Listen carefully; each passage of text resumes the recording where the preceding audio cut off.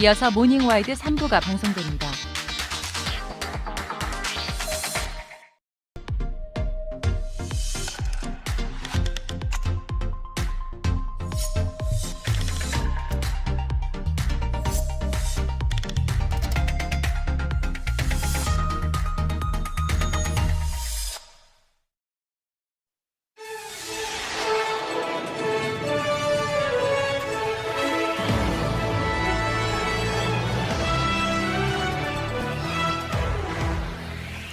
택시기사 살해 혐의를 받고 있는 이기영. 최근 현장 점검에 포착된 모습이 기존에 공개됐던 증명사진과 달라서 논란이 되고 있습니다. 신상 공개의 실효성 빅데이터 이슈에서 확인해 보시죠. 고정금리로 대출을 받았던 고객들이 갑자기 금리가 2배 이상 인상된다는 통보를 받았습니다. 기준금리가 급격하게 오르면서 벌어진 일이라고 하는데 과연 고정금리 변동이 가능한 것인지 모르면 호구되는 경제에서 확인해 봅니다. 잠시 후 뵙겠습니다.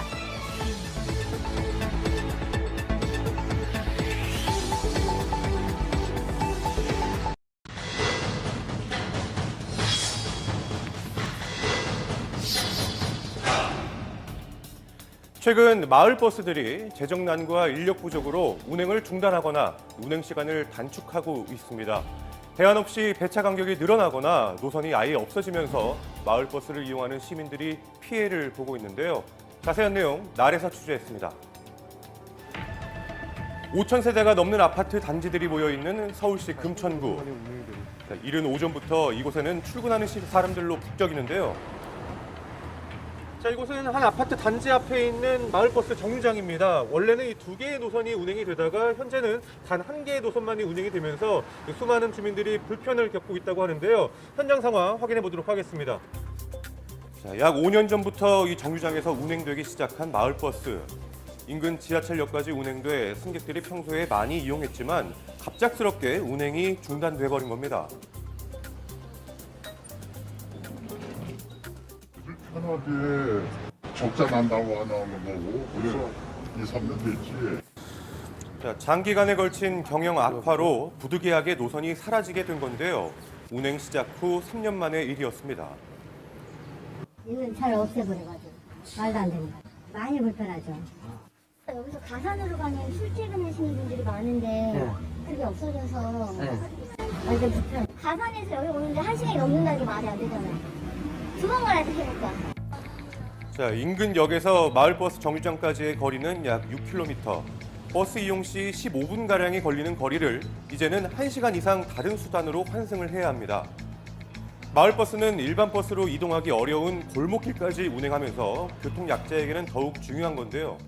지금 보시는 것처럼 아파트 단지 주변이 언덕이 경사가 심한 곳이라서 걸어 다니기에도 좋은 환경은 아닙니다. 얼마나 힘들어. 노인들 집행지고서 겨울에 미끄럽기는 하지 넘어지고 하는 데 있어요. 그냥. 자, 운행을 멈추면서 불편은 오로지 시민들의 몫이 되었습니다. 관할 지자체에 따르면 해당 노선은 승객이 적은 적자 노선. 2020년 마을버스 총 5대 중 1대를 먼저 휴업하게 됐고 1년 뒤 승객수 감소와 경영 악화로 결국 모든 마을버스 운영이 중단됐습니다. 마을버스의 경우 대체 교통수단을 찾기 어려워 그 피해가 더 클 수 있다고 하는데요. 일반 버스는 큰 도로를 다니기 때문에 지하철이라든지 아니면 뭐 자전거라든지 대체가 가능할 수도 있지만은 이런 마을버스 같은 경우에는 특히 노인들이라든지 약자들한테는 이 마을버스에 대안이 없기 때문에 일반 버스가 하나 줄어드는 거 하고 마을버스가 하나 이제 폐지되는 거하고는 그 영향이 좀 다르다. 자, 서울시 동작구에 있는 마을버스 정류장. 지난 일요일부터 마을버스 회사는 버스 2대의 노선 운행 시간을 단축했습니다. 배차 간격은 늘어난 상황인데요. 여기 15분씩 기다려요. 그거 넣치면은 30분 걸리죠. 자, 배차 간격은 8분. 하지만 실제로는 15분 이상 이렇게 기다리기도 하는데요. 사람들이 붐비는 출퇴근 시간뿐만 아니라 평소에도 이렇게 기다리는 시간이 늘어날 수밖에 없는 이유가 있습니다. 기사가 부족하니까 두 사람이 해야 될 일을 물리적으로 한 사람이 할 수는 없으니 오전 11시부터 9시까지만 한 사람이 운전을 하는 겁니다. 자, 이러한 인력 부족이 결국 시민들의 피해로 이어지고 있는 건데요. 관할 지자체의 입장은 어떨까요? 마을버스는 제1사업자가 운영하는 거예요. 그런 걸 강조하기는 좀 어렵고요. 자, 인력이 이렇게 부족한 원인은 무엇일까? 강남구의 한 버스 회사를 찾아가 봤습니다. 지금 급여가 한 250, 40 정도 되거든요. 시내버스는 거의 한 400만 원 돈. 이게 많이 차이가 납니다. 자, 인력이 줄어든 만큼 남아있는 기사들에겐 일이 더 생기게 되는 건데요. 주 6일제로 일하며 그만큼 휴식을 갖지 못하면서 악순환이 생긴다고 합니다. 일주일에 하루 쉬고 근무를 해요. 오전에는 보통 한 8시간, 9시간. 계속 도시는 거예요? 그렇죠. 잠깐 올라와서 또 나가고. 자, 지난 2019년 4억 2천만 명이 넘었던 마을버스 승객수 2년 만에 2억 9천만 명으로 30%나 감소했습니다. 급여 때 되고 이러면 맨날 은행에 가서 대출 받고 대출 받아서 기사들 월급 주고 그리고 또 예전에는 또 급여도 그렇게 막 늦어지지가 않고 이랬는데 급여도 막 이렇게 어떤 때는 이제 막 늦게 나오고. 자, 준공영제인 시내버스와 달리 민영제인 마을버스. 그렇기에 지자체에서 받는 재정 지원금은 전액이 아닌 일부입니다. 자, 반면에 전액을 지원받는 시내버스. 이러한 차이로 마을버스에 대한 재정 지원 자체가 열악하다는 지적이 나오고 있는데요. 단순히 민간에서 운영한다고 해서 이것이 민간적인 영역이 아니라 버스 서비스의 공공성이 아주 높기 때문에 이것은 이제 공공에서 당연히 그런 대비책을 세워서 제도 정비를 해가지고 지원할 수 있는 방안들을 마련을 해야 된다 이렇게 생각이 듭니다. 사라지는 마을버스로 밀집도가 늘어나면서 시민들의 안전까지 위협받고 있는데요. 대안 없는 중단으로 오늘도 시민들의 교통 전쟁은 계속되고 있습니다.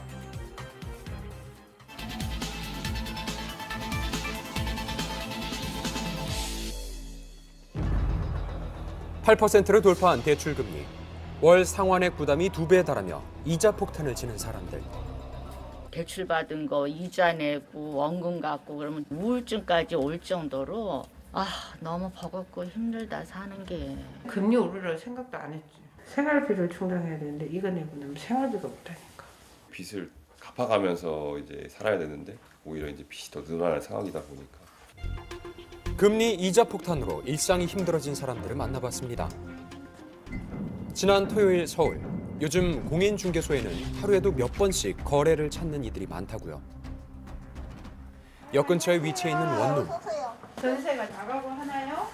전세 손님이 올 수가 없겠어요. 지금 이자도 넣고 그래가지고. 금리 때문에? 네, 금리 때문에 아예 손님이 아예 없어요. 최근 들어 전세를 찾는 세입자가 급격히 줄면서 매물이 늘어났습니다. 좀 이렇게 보는 사람이 몇 명이라도 있으면 조금 희망을 걸어보겠는데 보는 사람도 없고 지금 공실로 그렇게 한 달도 아니고 그러면 우리는 너무 손해인 거지. 조급한 마음에 틈만 나면 부동산을 찾는다고요. 3개월 됐거든요, 공실로. 지금 비어 있어요, 지금. 원룸 3개를 매물로 내놓은 지 벌써 석 달째지만 매매도 전세도 감감무소식인 상황. 이 집 처음에는 40년 돼갖고 집이 허름하고 비도 새고 막 남 전세 주고 월세 주기도 힘들더라고. 그때 할 때는 한 5억 정도 받았지. 은행에서 총 5억 원을 대출해 리모델링을 했는데요. 그때는 금리 오르려 생각도 안 했지. 월급쟁이가 240으로 어떻게 사냐고 우리가 힘들지. 다 전세 준 사람들이라 새 나올 때도 없어. 제일 힘든 거는 생활비를 충당해야 되는데 이거 내고 나면 생활비가 없다니까. 그래서 이자만 한 달에 약 250만 원씩 내고 있습니다. 또 내가 뭔 일 하겠어. 이 나이에. 내가 일하러 갈 판이라고요 지금. 한 달에 뭐 할 거 있으세요? 뭐 식당에서 일하겠죠. 뭐 아줌마들이 일하는 거 식당밖에 더 있겠어. 뭐 또 있어요? 일할 때가. 변동금리로 이자가 혹시나 오를까 걱정이 이만저만이 아니라고요. 금리가 그렇게 되니까 그러면 300이 넘게 나간다는 얘기. 그거 어떻게 감당해? 무서워서 대출을 못 받는 거죠. 대출은 더 이상 받는 거 힘들어요. 10년 만에 기준금리 3%시대가 된 건데요. 대출자 한 명당 연간 이자도 평균 180만 원 정도 늘어난다고 합니다. 마곡에 살고 있는 40대 부부, 집값이 치솟던 2년 전 내 집 마련을 했다고요.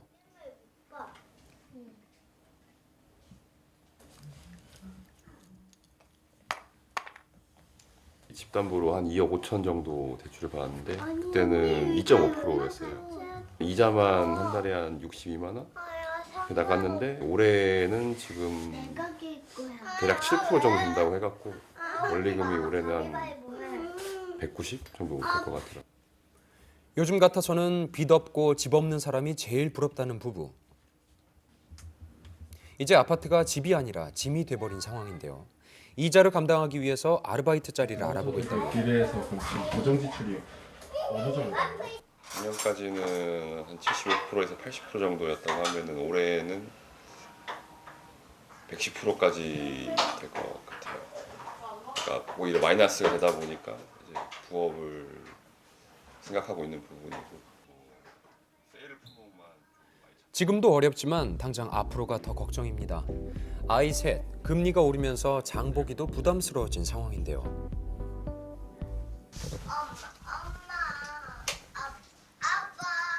그러니까 저희 그 음식들을 이제 쌓아놓은 공간인데 보시면 이제 많은 종류가 있는 게 아니라 똑같은 게 되게 많이 있거든요. 그 이유가 이제 많이씩 사면은 아무래도 많이 저렴하니까 많이 사서 쌓아놓고 있습니다. 오는 3월이면 또다시 금리가 오를 예정이라서 이자의 무게가 부담스러울 수밖에 없죠. 경기도 양평에 거주하는 부부를 찾았습니다.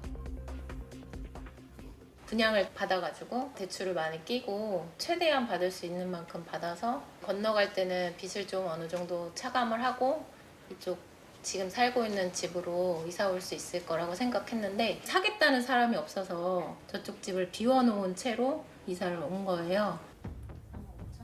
이사를 준비하면서 매매가 안 돼 졸지에 두 채를 소유하게 된 상황인데요. 부족한 금액은 대출로 막았습니다.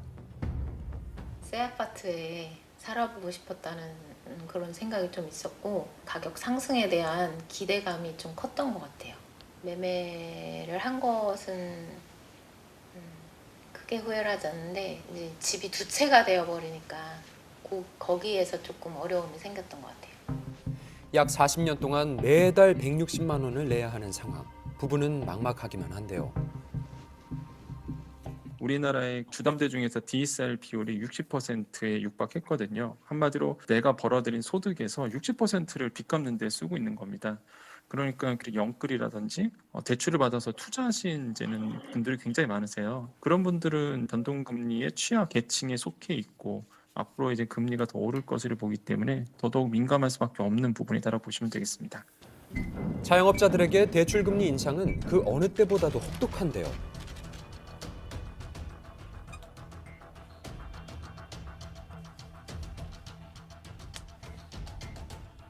코로나로 인해서 완전 폭탄이지 뭐.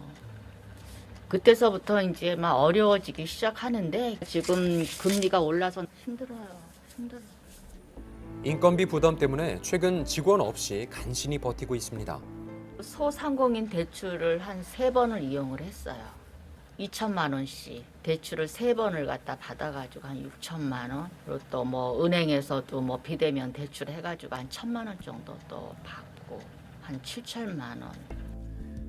대출받은 금액은 총 7천만 원. 소득의 90%는 원리금 상환에 쓰는데 매달 330만 원 정도 내고 있다고요. 임대료 빠지고 대출 받은 거 이자 내고 원금 갚고 그러면 적자가 되는 거니까 우울증까지 올 정도로 너무 버겁고 힘들다 사는 게. 거래 절벽으로 공인중개소의 사정도 별반 다르지 않은데요. 저도 부동산을 간두고 싶은데 나가지는 않고 꾸려 나갈 수가 없으니까 저는 저녁에 알바해가지고 메꾸고 있어요. 대출을 갚기 위해 저녁마다 아르바이트를 하고 있다는 공인중개사. 이렇게 그거라 일을 해도 내야 한때 떨어지는 게 있어야 되는데 그게 없으니까는 할 수가 없어요. 저 누구나도 다 생존이라고 그래요. 생존. 약 10년 만에 최고치를 기록한 대출금리. 이자 폭탄 속 서민들의 힘겨움은 더해가고 있습니다.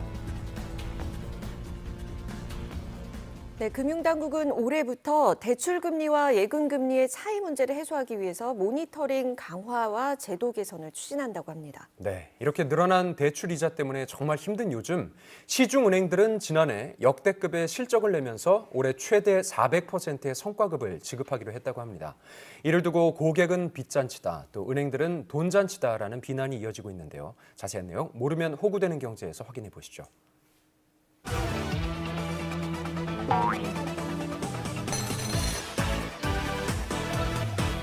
안녕하세요. 모르면 호구되는 경제 김치영입니다. 은행에서 변동금리로 대출 받으신 분들이라면 하루가 다르게 오르는 금리 때문에 걱정 많으실 텐데요. 대출이자 걱정에 서민들의 고통은 커지고 있는데 이자 장서로 역대 수익을 벌어들인 은행에서는 돈잔치를 벌이고 있다는 비판의 목소리가 커지고 있습니다. 고정금리지만 금리가 오른다고요. 어떻게 된 일일까요? 지난달 말 충북 청주의 한 신용협동조합이 고객들에게 금리 인상 안내문을 보냈습니다. 금리가 정해져 있는 고정형 상품의 금리를 연 2.5%에서 4.5%로 올리겠다는 건데요.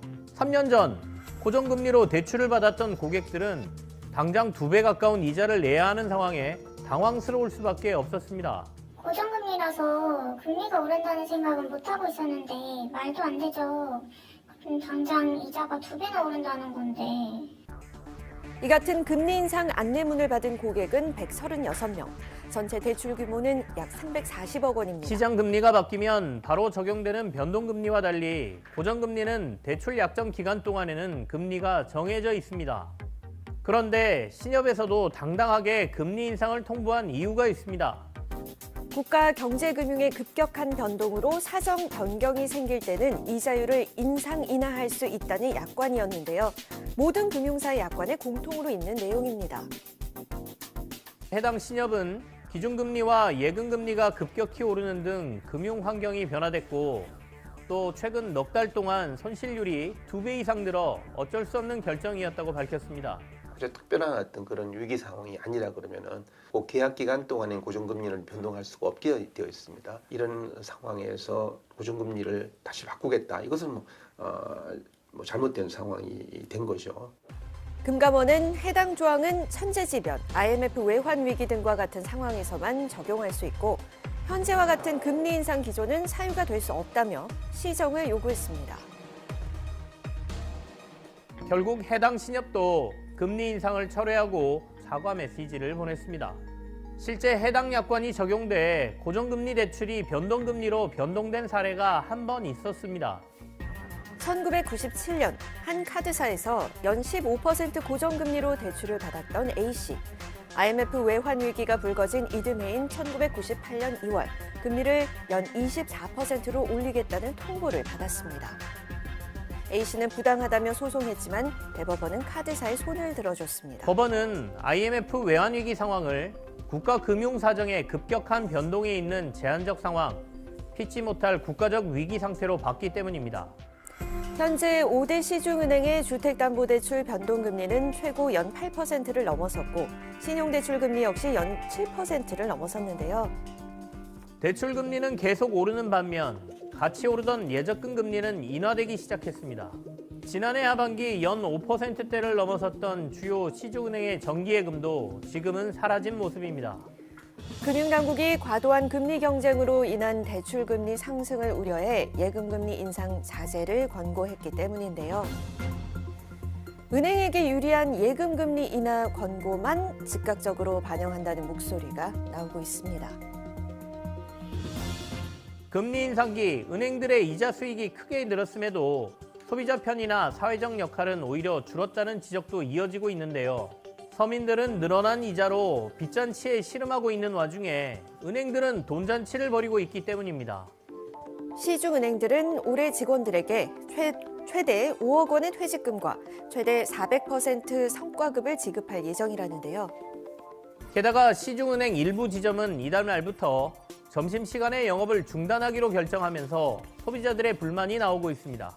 은행은 뭐 점심시간에 오는 건데 그걸 비워버리면은 정말 난감할 것 같습니다. 그 기분 너무 나빠요. 실시에 문 닫아버리면 어떡해요. 왜 서민들한테 편리를 안 봐주고 자기네들이 이득대로만 하는지 이해가 안 가요.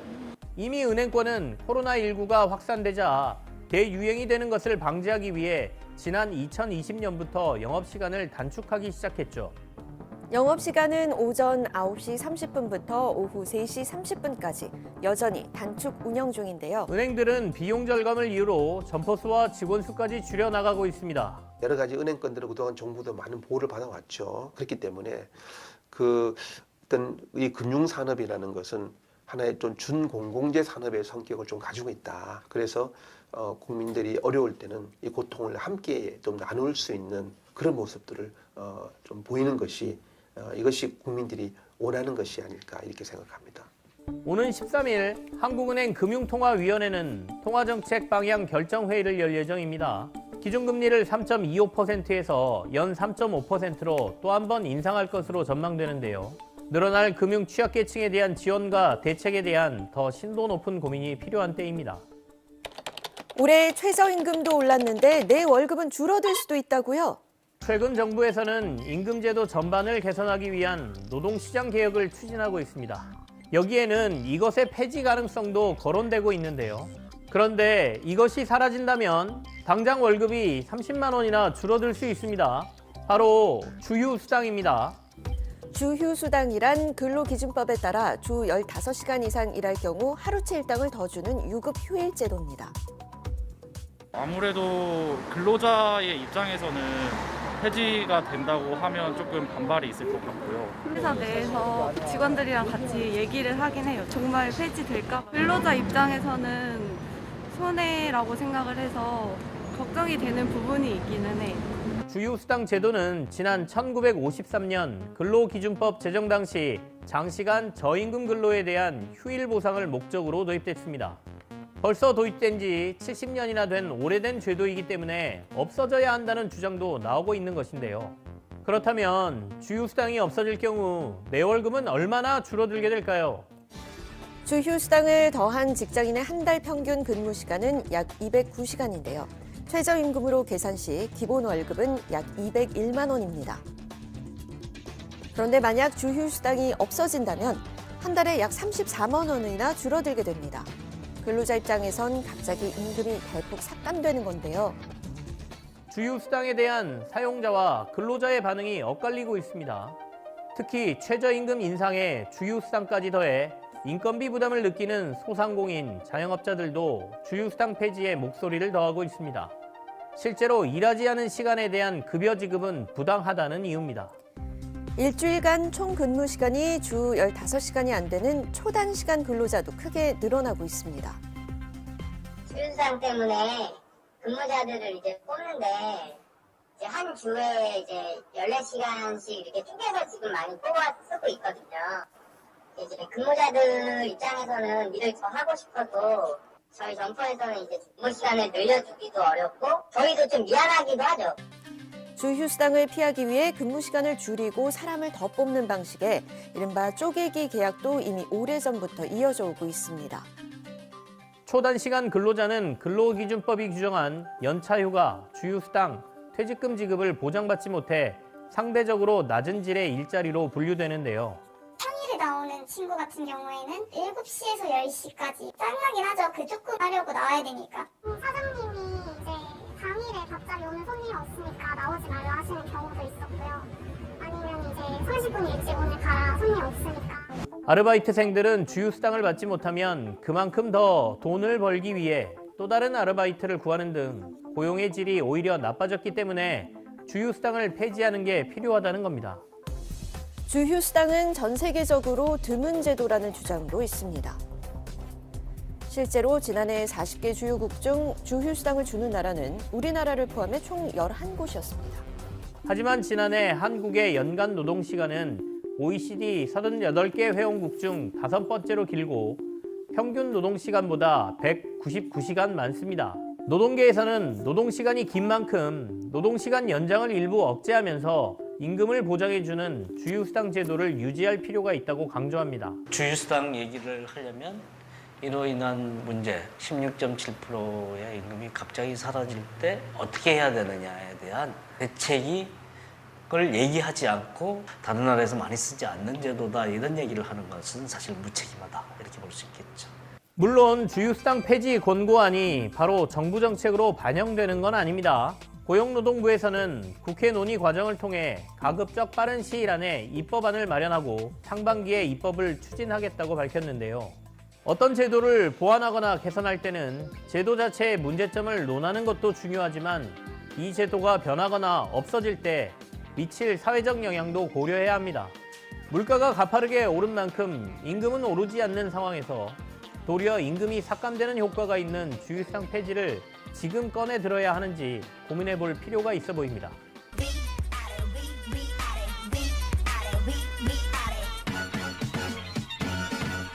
이번 주 업은 오르는 금값입니다. 지난해 이른바 킹달러라 불린 달러의 초강세로 딱히 힘을 쓰지 못했던 금값이 최근 상승세를 타고 있습니다. 지난 4일 기준 금 가격은 온스당 1859달러로 지난해 6월 10일 이후 6개월 만에 최고치를 기록했습니다. 글로벌 투자은행들은 연초 투자 자산들의 한 해 전망을 내놓으며 금을 가장 선호하는 자산으로 꼽고 있는데요. 중앙은행들의 금리 인상이 정점을 찍고 나면 금의 투자 매력이 더 올라갈 것이라는 분석이네요. 이번 주 다우는 우리나라 양대 전자기업의 최악의 실적입니다. 두 기업은 지난해 4분기 잠정 실적을 내놨는데 삼성전자의 영업이익이 전년 동기 대비 69%가 감소했고 LG전자 역시 91%나 줄어들었습니다. 경기 침체 등의 영향으로 반도체 수요가 급감하며 삼성전자의 주력 상품인 D램 반도체 가격이 뚝 떨어졌기 때문인데요. 삼성전자 주가는 이미 이런 실적 악화를 반영해 5만 원대로 떨어진 지 오랜데요. 다만 올해 1분기를 지나면 글로벌 반도체 시장이 최악의 상황을 벗어나 하반기 회복기에 들어설 것이란 전망이 있다는 점 참고하시기 바랍니다.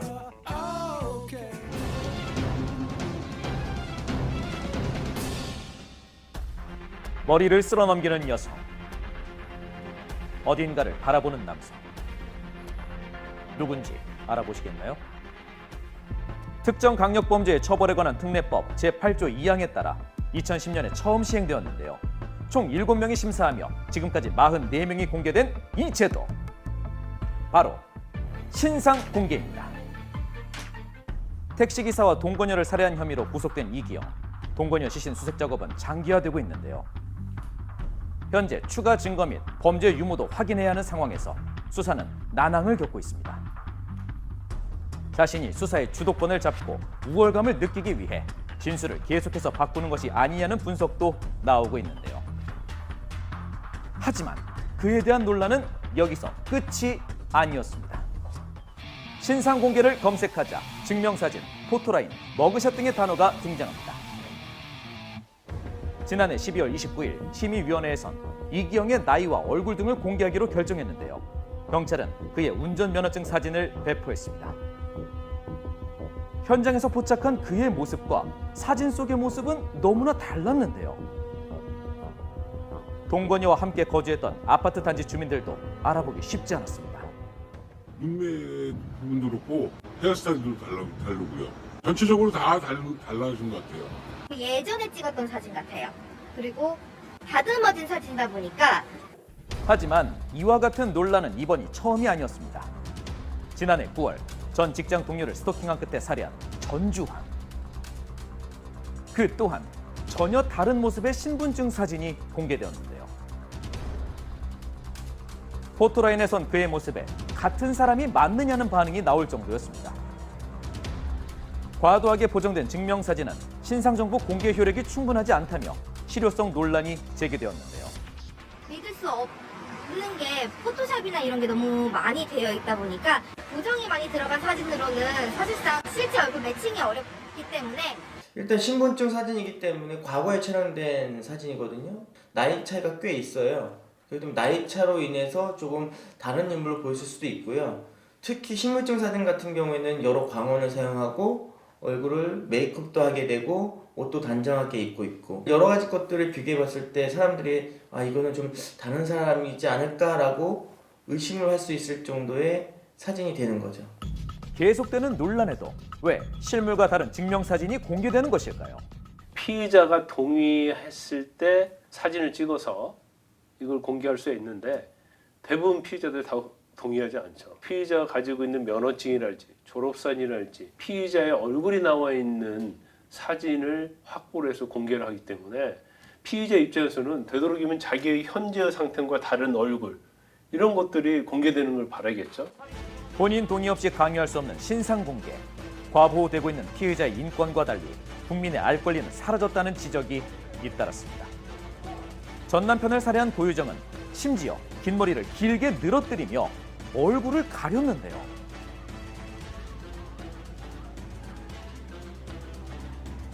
얼굴 보신 분 있습니까? 이럴 거면 신상공개 왜 합니까? 남자, 여자, 남녀 문제를 떠나서 머리 긴 사람은 그럼 신상공개도 얼굴 못 보여줍니까? 머그샷을 도입하자는 의견은 또다시 제기되었습니다. 범인의 신원을 식별하기 위해 구금 과정에서 촬영하는 얼굴 사진, 머그샷. 우리나라에서 여전히 공개되지 않는 이유는 무엇일까요? 지금도 강제할 수 없습니다. 강제하면 오히려 폭력 행위가 될 수 있고 강요 행위가 되기 때문에 형법상 범죄가 될 수 있어서 강제해서는 안 됩니다. 현재는. 신상 공개의 목적 중 하나인 여죄 수사. 또 다른 범죄 사실은 현재 모습을 보여줘야 밝힐 수 있는데요. 자, 빅데이터로 알아본 신상 공개, 성범죄자 알림이, 고지명령, 범죄 예방 등의 단어가 등장합니다. 지난 2008년 8살 여아를 성폭행하는 끔찍한 범죄를 저지른 조두순. 그는 15년 전 선고받을 당시 모습으로 여전히 기억되고 있습니다. 그는 작년 시민에게 둔기로 폭행당해 경찰 조사를 받았는데요. 모자를 벗은 모습이 공개되면서 그제서야 제대로 된 그의 얼굴을 확인할 수 있었습니다. 또 미성년자를 연쇄로 성폭행한 김근식 또한 우리의 기억 속엔 오래전 공개된 증명사진 모습뿐인데요. 매년 모습은 변하고 언제 어디서 만날지 모르는 상황. 범죄 예방을 위해선 계속해서 변화하는 모습 확인이 필요해 보입니다. 빅데이터로 알아본 신상공개, 신상정보공개심의위원회, 외국 입법내, 알 권리 등의 단어가 검색됩니다. 한국에서 최초로 머그샷이 공개된 사례가 있었는데요. 지난해 12월 보복살해 혐의로 구속된 이석준. 본인의 동의를 받고 머그샷 사진이 배포되었습니다. 이처럼 판단 기준이 매번 다른 신상공개. 일각에서는 주관적인 의견으로 갈리는 것이 아니냐는 비판이 나왔습니다. 신상공개 여부는 총 7명으로 3명의 경찰청 내부위원과 4명의 외부 전문가의 심사를 통해서 결정됐는데요.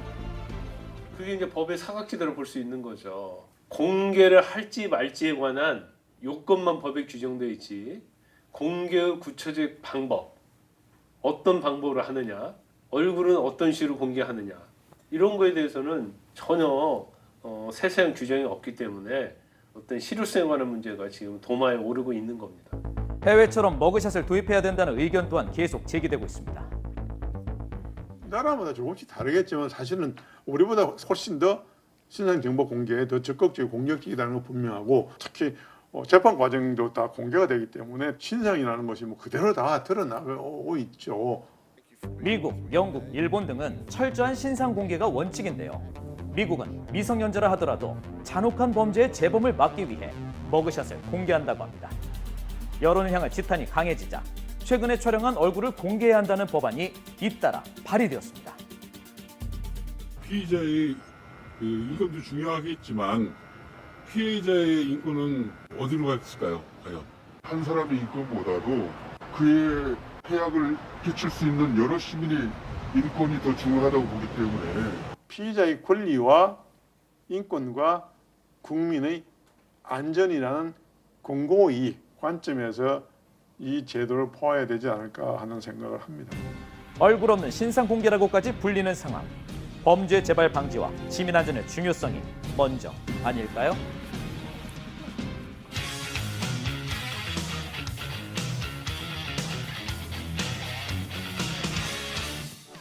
연예뉴스 강경윤 기자와 함께합니다. 마약 혐의로 구속됐던 돈 스파이크가 실형을 피했다고요. 네, 그렇습니다. 재판 과정에서 과거에도 대마초 관련 범죄로 처벌받았다는 사실이 알려지기도 했는데요. 자세한 내용 화면으로 함께 만나보시죠. 혐의 자체는 인정하시는 건가요? 네, 인정합니다.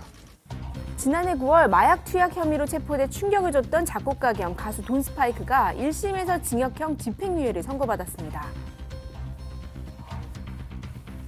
바로 어제죠. 재판부는 특정 범죄 가중처벌 등에 관한 법률 위반 혐의로 구속 기소된 돈 스파이크에게 징역 3년에 집행유예 5년을 선고했습니다. 당시 경찰은 강남의 한 호텔에서 돈 스파이크를 체포했고 간이 시약 검사 결과 마약류 양성 반응이 나왔습니다. 또한 당시 필로폰 20g 소지 정황까지 드러났죠. 심려를 끼쳐드려서 정말 죄송합니다. 결국 2021년부터 총 14차례 마약을 투약한 혐의 등으로 구속 기소됐는데요.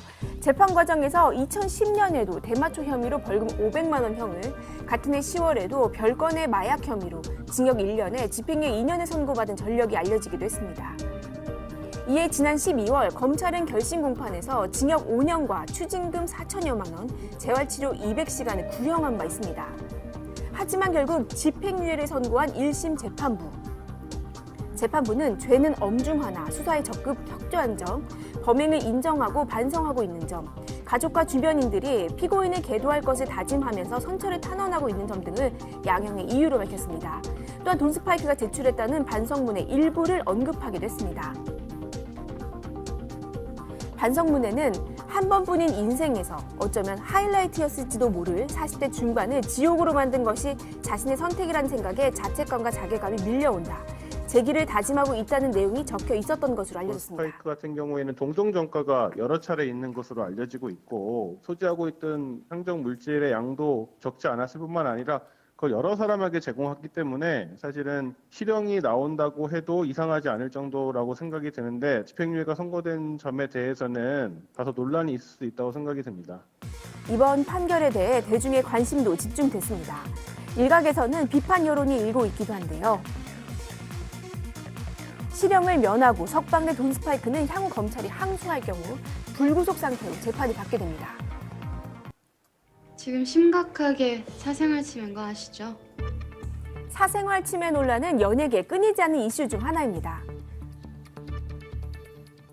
그룹 세븐틴은 숙소 무단 침입과 개인 번호를 알아내 연락하고 공항이나 기내 등에서 접근하는 등 사적 영역을 침범하는 일부 팬들로 인해 정신적인 고통을 받고 있다고 호소했는데요.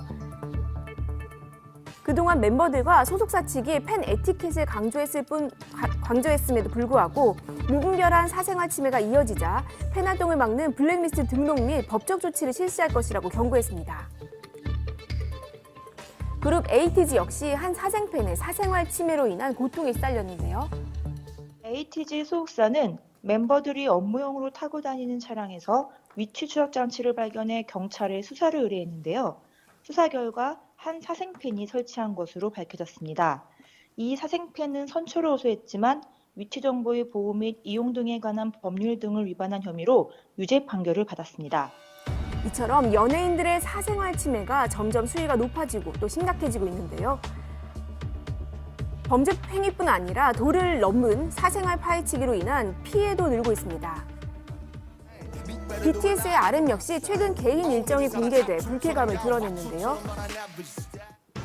지난해 말 프로듀서와 함께 한 사찰을 찾았던 RM.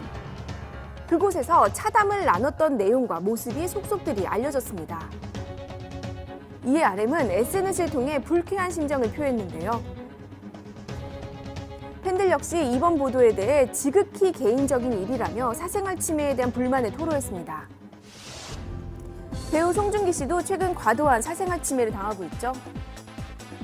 지난달 영국인 여자친구와의 연애 소식이 알려진 뒤 온라인상에서는 여자친구에 대한 선 넘은 사생활 파헤치기가 이어졌습니다.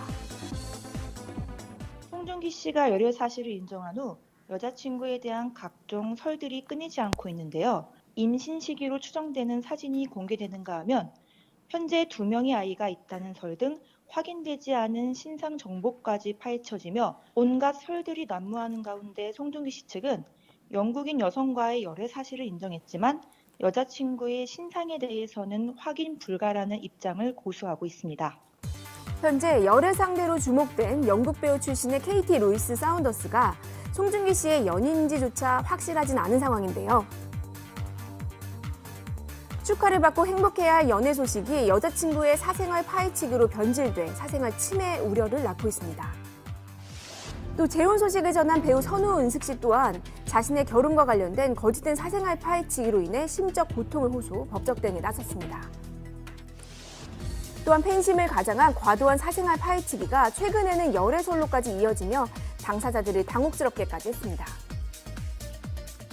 요즘에 연예인들에 대해서 그 사생활을 마구잡이로 파헤치고 그리고 확인되지 않은 정보를 뭐 인터넷에 퍼뜨린다거나 심지어는 가짜 뉴스를 퍼뜨리는 이런 일들까지 있는데 그 상대방이 연예인들이라고 해서 이러한 행동들이 모두 정당화될 수는 없고 이런 것은 모두 범죄에 가까운 인권 침해 내지는 부당한 사생활 침해이기 때문에 많은 네티즌들이 보다 주의할 필요가 있습니다. 연예인이기에 관심은 감수해야 하겠지만 가짜 뉴스로까지 이어지는 지나친 사생활 파헤치기와 침해로 인한 피해는 더 이상 없길 바라겠습니다. 네, 연예뉴스 오늘 여기까지입니다. 지금 시각 8시 23분 지나고 있습니다. 고맙습니다.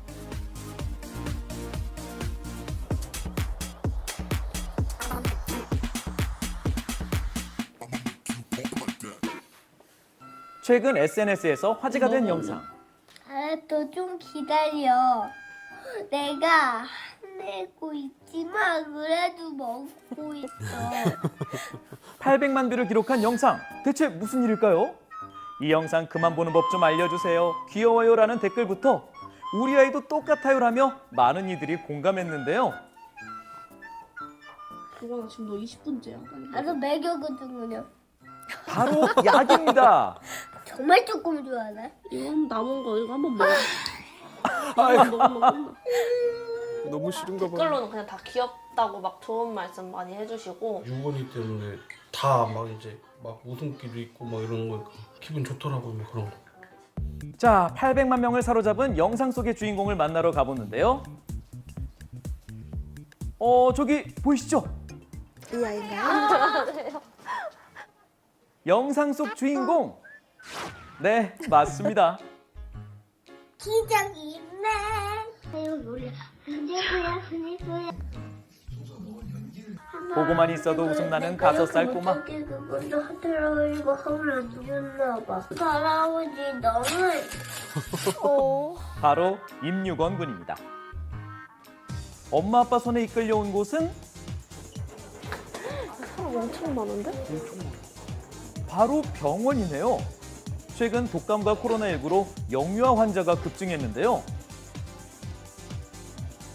잠시도 가만히 있지 않는 개구쟁이를 얼음으로 만드는 한마디. 말 잘 듣는 순 하나만 막자. 엄마 손. 알았어. 죽겠다. 영상 보셔서 아시겠지만 주사랑 이제 약 먹는 것만 싫어해가지고. 자, 드디어 진료를 받는데요. 보고. 여기 목도 좀 빨갛죠? 3일분 드려볼 테니까 먹고 한번 가보십시다. 네. 피할 수 없네요. 약을 처방받습니다. 인유건 인유나 밥 먹어 밥. 온 가족이 식탁에 둘러앉았습니다. 2살 터울의 동생 유나와 유건이 반찬 투정 없이 잘 먹죠. 유원이 밥은 그래도 잘 먹어요. 문제는 없어요, 밥 먹을 때. 근데 이따가 좀 문제가 생겨요. 아니, 어떤 문제일까요? 식사를 마치고 무언가를 준비하는 엄마. 바로 아까 낮에 병원에서 처방받아온 식후에 먹어야 하는 감기약입니다. 우리 약 잘 먹어요? 이제 잘 먹어요. 이제 잘 먹어요? 거짓말 아니거든? 자신 있게 말하는데 정말 조금 좋아하네. 남은 거 이거 한번 먹어. 아이고, 너무 귀여워요. 과연 우리 유건이가 달라졌을까요? 앉아, 사줄게. 유난 잘 먹지. 유건아 일로 와. 동생은 잘 먹네요. 네, 동생 유나는 단 2번의 목꺾임으로 끝. 이거 오빠 거야. 이거 오빠 거야. 이거 오빠 먹고 싶어해요. 오빠 거래. 약간 잘 먹. 네, 동생은. 들어가. 마지막 한 방울까지 꼴꺽 잘 먹는데요. 그때 오빠 빨리 줘. 어? 유건이 동생의 모습을 보며 망설이던 유건이가 도전합니다. 과연 우리 유건이 달라졌나요? 나 어디가? 어디가? 나 어디가? 이거나 어디가? 늘어나는 건 약 먹기 꼼수. 삼키지 않고 입안에 머금고 있었네요. 아직 딱 반 먹었어요 지금. 빠르면 10분, 한 평균 20분 정도 걸리는 거 같아요. 약 먹는데요? 네. 다 먹는 데는 한 3, 40분 정도. 반복되는 상황에 인내심을 가지고 기다립니다. 입안에 약을 머금고 그렇게 30여 분을 버티고 있는데요. 메론맛, 블루베리 맛 주세요. 못하지? 메론맛 브레드 주세요. 진짜? 아이스크림 먹으러 가자 이거. 드디어 삼켰습니다. 먹어 얼른. 알았어, 좀 기다려. 알았어. 그래도 예전보다는 많이 나아졌다는데요. 한 4살 때부터 막 별의별 방법 다 해봤는데 토하지도 않고 제일 깔끔하게 먹는 거. 우리 아이 약 먹이는 다양한 방법. 잠들었을 때 살짝 먹이거나 또 음료수 병 뒤에 약병을 몰래 숨겨 먹이기도 하고요. 자, 물 한 입. 그리고 약 한 입. 맛이 이상해요. 이렇게 다양한 꿀팁들이 공유됩니다. 자, 또 집어넣어. 혀 집어넣어야지. 혀 집어넣어야지. 그다음에 또 혀. 이렇게 하고 자. 먹이려고 막 돌아다니다가 온 집안을 돌고 다니다가 아 도저히 안 되겠다 했는데 이제 첫째가 아이스크림을 좋아해서 이런 고민을 해결하기 위해 전문가를 찾아가 봤는데요. 이런 고민이 되게 많더라고요. 네. 애기도 엄마도 얼마나 힘들까요? 알죠, 이 심정. 독감과 코로나19에 많이 복용하는 유아 해열제. 먹을 때 주의해야 할 점이 있다고요. 이렇게 시판돼서 받으시는 해열제 시럽 같은 경우에 집에 상비로 두고 계시다가 먹이실 때 흔들지 않고 그냥 그대로 약병에 옮겨 담아서 먹이시는 경우가 있어요. 근데 이렇게 되면은 이 약성분들이 아래 가라앉아 있어요. 힘들게 약은 먹였는데 효과는 없고 이럴 수 있기 때문에 어떤 시럽 흔들어야 될지 모르겠다 그럼 일단 다 흔들어가지고 먹이시면 됩니다. 저희 집에 있는 애기도 약 어떻게 먹는지 한번 보여드릴게요. 생후 30개월인 나윤이. 최근 발이 다치면서 항생제를 복용하고 있는데요. 나인아 저기 앉아있으면 이제 영양제 먹자. 엄마 영양제 가지고 올게. 전문가이지만 아이를 키우면서 시행착오도 많았다고요. 처음에 저희 아기도 거부가 심했다고 그랬잖아요. 제가 생각한 게 조금 익숙해지고 이 약병에 친해질 수 있도록 그런 기회들을 많이 줬어요. 그래서 정말 어릴 때는 우리 목욕할 때 같이 갖고 놀 수 있게 한다거나 아니면은 분유 같은 것들을 줄 때 여기에 조금 타가지고 조금씩 주면서 이 약병에 대해서 좀 친숙해지는 거죠. 강제로 먹이기보다 알았어, 그럼 여기 천천히 기다려줘야 합니다. 나연이가 보여드려 삼촌한테. 이젠 거부감 없이 약을 잘 먹네요. 아구 우리야 맛있어? 너무 깐난하기 때문에 주식에 우유나 분유 같은 데 타가지고 주는 거는 조금 별로고요. 간식 같은 거에 같이 타서 주는 건 괜찮아요. 실제로 뭐 오렌지 주스나 이런 산성 주스에 타서 주면 쓴맛이 더 심해지는 약들도 있거든요. 아가베 시럽이라던가 12개월이 지났으면 꿀 같은 거 그리고 뭐 설탕 이런 거에 타주시는 거는 괜찮거든요. 보기만 해도 웃음 나는 귀여운 우리 아이들. 올겨울 건강하게 보내세요.